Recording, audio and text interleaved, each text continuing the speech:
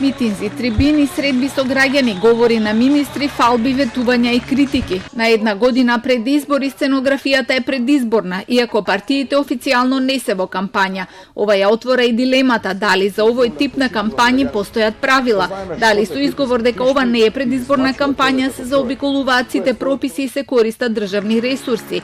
Од Транспарентност Македонија вела дека партиите имаат право на промоција на своите проекти и активности, но отчет мора да има.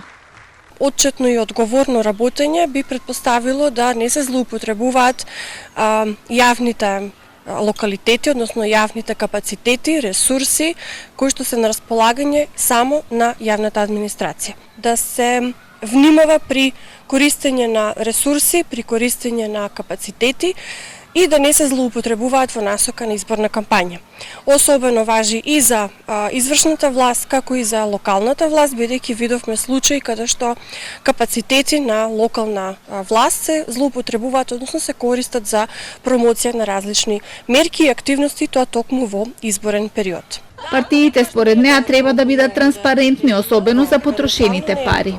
Тие треба да достават извештај во однос на финансирањето и тоа треба да биде дадено на транспарентен, отворен и отчетен начин, во кој што и граѓаните и оние институции кои што постапуваат по однос на следење на финансирањето на политичките партии, во моментов тоа е ДКСК, значи треба да не бидат ставени на